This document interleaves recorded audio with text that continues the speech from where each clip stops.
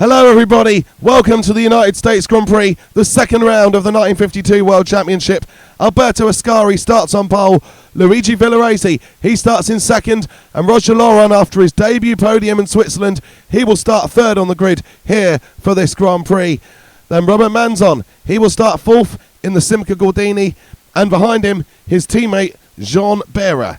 And then Piero Taruffi, the world champion, starts in sixth. Unfortunate to have a mechanical issue in Switzerland which took him out of a podium position, and I think he just passed Villoresi when he had that as well, so he was running in second. I mean, Ascari's looked pretty dominant in Switzerland. If that's the case, then Taruffi needs to mount up these finishes. From sixth place he should be able to launch an attack forward, that is for sure. So thinking about what else we have Simon starting in ninth, exactly the same position as he started in Switzerland. Trintignant 11th, the only simcagordini that didn't actually finish that race. Fischer in 13th in the Ferrari. Gonzalez 12th in the Maserati, by the way. He also starts exactly where he started the previous Grand Prix. So a lot of stuff lining up quite nicely here in Indianapolis. We have Alberto Ascari as the championship leader. He will be looking to not go wrong where he went wrong last year, to not have any offs here. I mean, it went wrong last year, didn't it? His title chase started here in round two going wrong when he ran into a back marker and was into the wall and was out of the race, and he spent the rest of the season playing catch-up, and he never quite did, which is one of the things about previous results carry. It can work for you massively, it can work against you, and like Farina, for example, it's very much working against him, starting all the way down in 17th on the grid, and he has not yet managed to make that Ferrari work for him. So Ascari ready to get off the line again. He's got Villoresi and Laurent alongside him. What can those two do? And what can Ascari do? Well, it's a bit of a slowish initial start from Ascari, and Villoresi taking the position, but I'm not sure now. Villoresi drops back slightly, and it's Laurent who is challenging Ascari, and that's an off for Frere already. A little bit of issue at the back, and Laurent, well, I think he tried to get alongside Ascari, but he's gone to the grass, and Laurent spins off. Doesn't somehow miraculously take anybody with him, but Laurent is already going to be down the field as Taruffi has made an incredible start. The world champion up from sixth on the grid to second place. This opens up possibilities for him now, but Ascari, amongst all that chaos, has already got a monumental lead on the first lap here in Indianapolis, and this is going to be hard to topple for sure. I mean, I'm sure they will start coming up against back markers later on in the Grand Prix, which we always see, and that might affect things somewhat. So Taruffi got to stay within range in the meantime. Jeanbehra, he's in fourth once again. simcagordini doing all right, and I don't think the grip is such an issue as it was for them in Switzerland, not so far anyway. So holding position quite nicely behind Taruffi and Villoresi, but it is Alberto Ascari still in the lead as they complete the first lap, and we are looking for another win for Ascari here. Would put him on 16 points, and that would be fantastic for him. Villoresi therefore needs to maximise opportunities, so does Taruffi. Those are the two guys who look like they might be able to hold a candle to Ascari this season, but you've got to see issues, and it is raining. Well, I forgot to tell you that earlier in the race there was claps of thunder on the grid. Of course I mute the grid because I get this silly little voice that goes, yeah, he's getting first place, but it always pronounces the driver's names wrong as well, so I tend to mute that and read the grid myself, because I don't think I'm quite as annoying. Okay, one day I'll let you hear, unless you see some footage or you know the game anyway, one day I'll let you hear. I mean, I find the robotic voice quite annoying on the grid build-up, so I choose not to put you guys through it, basically. During that build-up I was supposed to tell you it was raining. It was thunder and lightning, you can hear the thunder, and now it is very much being seen as we end lap 2. The rain is down, it is on the track, and it is very slippery, and I wonder if cars are going to start trying to pit. If that is the case, then we will have a situation where drivers are pitting, and let's hope it's not like France last year where everybody retires. Well, I think it's that Laurent battling with Farina, or is that Taruffi and Ascari? Taruffi and Villoresi. I think that's Taruffi and Villoresi. Well, it was. What is that? Villaresi, I think, has made a mistake. He has gone around trying to defend from Taruffi, and Villaresi drops down, and he is back in, I think, something like 8th or 9th place now, Luigi Villaresi. So that has cost him. That was a big moment in this race because it frees the world champion Taruffi up to run second on his own, unobstructed. But it also means Villaresi has got to fight back, and the pit crews have started coming out. So we will see, what does this affect? Does this affect or change things? Ascari, is he going to pit? Yes, he is. Ascari's coming in. And will anybody else come in? I think most of them are coming in. Taruffi is coming in as well. And as well as saying, Taruffi's had a spin in the pit lane. Oh no, that's not good. And he's going to be now not getting a priority in the pit stop. So that's going to make a mess of it. Villaresi has stayed out, so Villaresi moves back up into second place. Ascari has already got out of the pits, back in the lead, but Villaresi moves up into second place. And has retired in sector 2. Yeah, Ascari leading, Villaresi second. There's a spin and in sector 2. Watch for the yellow flags. Then who is in third now? Jeanbehra is unable to continue. Well, it's not Behra. I think that the pit lane's doing its usual thing of taking quite a few drivers out. And Transignon is up in the third in the simcagordini, but he has had a little bit of a moment there with the wall. So that's not ideal. Laurent is in the 5th place, recovered to 5th after spinning off early. But I think there's only like 6 runners left already. Taruffi is out of the Grand Prix. So, yeah, the pit lane has claimed Taruffi among many others. So, just like last season, we've seen the world champion has not yet managed to score any points. That is insanely frustrating. We want to see the world champion be able to at least fight to hold on to his world championship, at least be competitive, or at least some way in it, but Taruffi is not, and that is a major shame for Piero Taruffi. It looks like they're going to basically do what they did in Monza last year and pit every lap, because Ascari is in again, and I believe that's Ascari we're following. A little bit confused. Yes, it is. And there's Villaresi in. He didn't pit last time, but Villaresi has done what Taruffi did. Now, can he keep going? 7 laps. I think so. He's covered it up quicker. And of course, there's less cars around now, so there is more room to manoeuvre. But there's more cars around in the pit lane, so you don't want to have too much of an issue going through there. I think Villaresi recovers sensibly and well enough. And then Transignon still in third. He avoids the pit lane this time, trying to make up a bit of ground on those Ferraris. Laurent pitting, running up against the wall there. Curiously, Manzon and then Bonetto now running in 6th in the Maserati.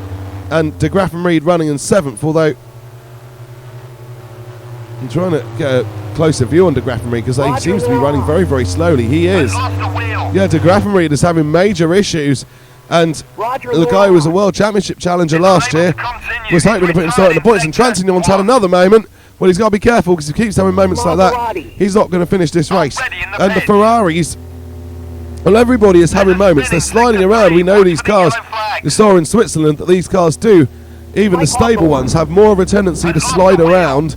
And in the wet conditions, that's just going to be magnified. So we're watching Ascari come through, and I think more people are going out of the race. So we haven't got many runners left, and we're not even at half distance yet, I don't think. But we haven't got many runners left, and this may well become a race like last year, where we just parade and watch the cars that are remaining, the few cars that are remaining. The gaps are quite significant. Villaresi is still sort of close to Ascari, but Ascari can get into the pit lane without spinning, and Villaresi cannot do that. So Ascari's gap is further increased. Transignon, what's Transignon doing?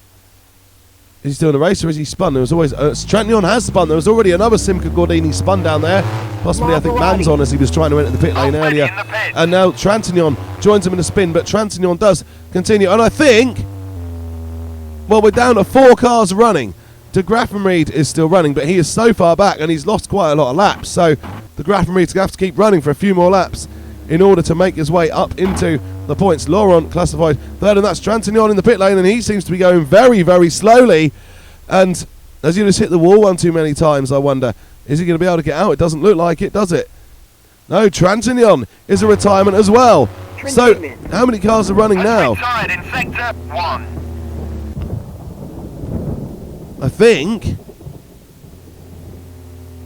I'm not even sure if De Graffenried's still running. I think he might have pulled in. He has. So it's just those two Ferraris who started in the top two positions on the grid. They're the only ones still running, Ascari and Villoresi. Well, this is one way to maintain your 1-2, and it's now Ascari is now in a slide. We said he wasn't sliding in pit lane. He has that time. He's survived it, thankfully for Ascari. Well, we have potentially not a lot to commentate on now because Ascari is leading. He's 11 seconds clear of Villoresi, and they're the only two drivers left in the race. So we might have to start doing some fancy angles and enjoying a bit of sentimental stuff for the closing laps of the race, because there's not going to be much else to talk about. We're quite early into the season, so there's not a lot of history of this season to talk about. Let's have a ride on board of Ascari.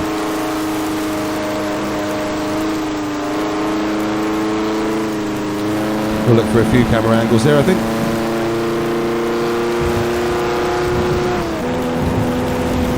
That rain is certainly not backing off at all, is it? It's absolutely relentless, and really brave driving from these guys to keep on going the way that they are, because this is, well, I mean, at least they can sort of run at a more relaxed pace now. They don't have to push, and let's hope they get the memo about that, because risking a lot for gaining very little. I mean, Villoresi is far enough behind Ascari. He doesn't really need to push that much, because if he did, he's only got stuff to lose and not much to gain. And if Ascari was to make a mistake, then Villoresi could comfortably gain. So surely it's got to be all about just making the most of it. And that's another spin for Ascari. As they go into the pit lane, it's clearly so slippery as they get into there that it's very hard to avoid spinning. I think there might be a little bit of a puddle of water which you can't see on the TV feed, but that is going to create a bit of chaos. There's 3 laps to go. We're now on board of Villoresi as he comes in. Will he have the same moment? Yes, he does. Holds it quite well one way and then goes the other way. Villoresi, he will be seeking to carry on. But Ascari is well clear in the meantime, and oh no, Ascari's had a little bit of a moment there. He doesn't. That brings an uncomfortable memory of throwing the win away last season. At least he's guaranteed second place this time around, but I don't think if Ascari was to drop from the lead and Villoresi was to win the race, then they would be level in the championship after 2 races. As things stand, Ascari stands to go 4 points clear. So we will continue to watch and continue to see what develops in this race. But Villoresi is now 31.5 seconds behind Ascari. So it is very much a case for Ferrari of just maintaining and getting to the end of the race.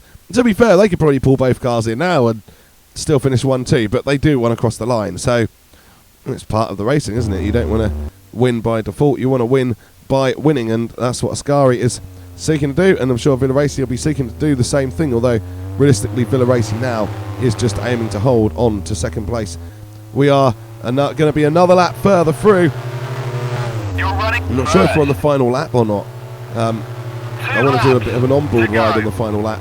So is this the last lap, or are there 2 to go? I'm not entirely sure. So Ascari continues to run around the circuit, and the rain is still heavy, and how these drivers, they're so gifted just being able to run in these conditions, which are absolutely horrific now, worse than ever. And the only relief is that there isn't a fog shrouding the circuit to make it even more difficult. Maybe the fact that there's some built up towers and stuff helps a bit.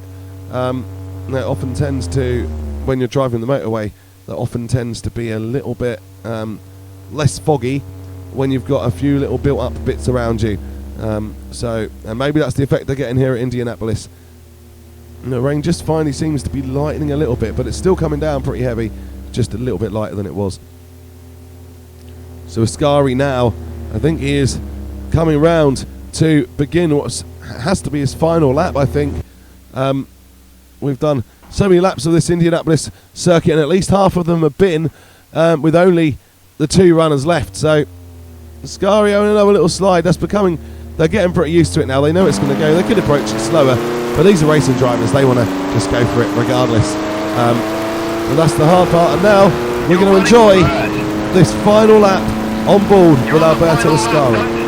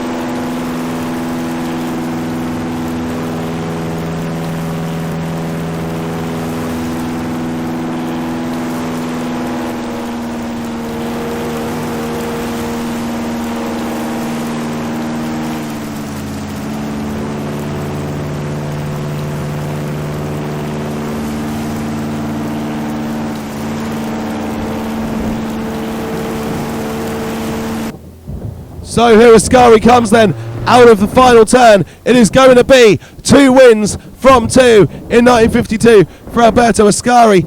And just like I believe we saw it, was it Silverstone last year? The race winner is going to cross the line in pit lane. He's not stopping, is he?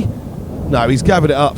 Cool, that was a heart-stopping moment. I thought he's gone a lot slower than what we've seen when drivers have spun in previous laps. But Ascari is going to cross the line very soon. And there we go. Ascari wins the 1952 United States Grand Prix. It's 2 wins from 2. He has the championship lead, and he maintains that. He goes up to 4 points clear. So, fantastic drive from Ascari. Just controlled the race from start to finish. Villoresi did his job. Let his experience show. Held the car together. Finished second. Only the only other driver to finish the race distance, and then we're still waiting for him to cross the line though, so he's a significant way behind now as Ascari has a little bit of a spin. At least it's after the flag.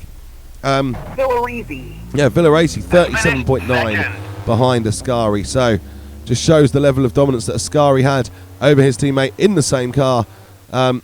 Great drive from Alberto Ascari though, and we shall have a look at the rest of the results in a minute to see who else is classified. It'll be the last 3 drivers to not survive, because the Grafenried survived, but he lost quite a lot of laps, so I'm not convinced the Grafenried will be taken 3rd. I think it will be one of the other drivers, because the Grafenried maybe made up some time but not enough. There we go, he's in 6th. So Alberto Ascari wins the United States Grand Prix for Ferrari. Luigi Villoresi, he finishes 2nd. Mauricetrintignant, the only other driver actually to get to half distance, only just, he finishes 3rd, well doesn't finish, but he is classified 3rd in the simcagordini. Rogerlaurent classified in 4th place. Felicebonetto, he picks up some points, classified in 5th for Maserati. So, well, Maserati will at least have better starting positions for 2 of their cars in the next Grand Prix, so that will enable Maserati to see if they can challenge. They'll actually have a chance starting in the top 6 to make their point, and it'll be interesting to see if they can actually do so. So there we go, and that's the race. Finishing positions in the championship. Ascari 16 points, 4 clear of Villoresi, who is on 12. Rogerlaurent remains 3rd in the championship, he's on 7. Mauricetrintignant, he is on 4. Manzon is on 3. Behra is on 2, and Bonetto is on 2. The Constructors' Championship sees Ferrari on 35. simcagordini, they're 2nd on 9 points. And Maserati register some points now. They are 3rd on 2 points at the moment. So, thank you very much for watching this Grand Prix. If you have enjoyed it, and we do have some races that do keep life in them for longer than this, I can assure you that. If you've enjoyed it, please do like and subscribe and hit the bell for notifications. And all it remains to say is thank you for watching, and take care.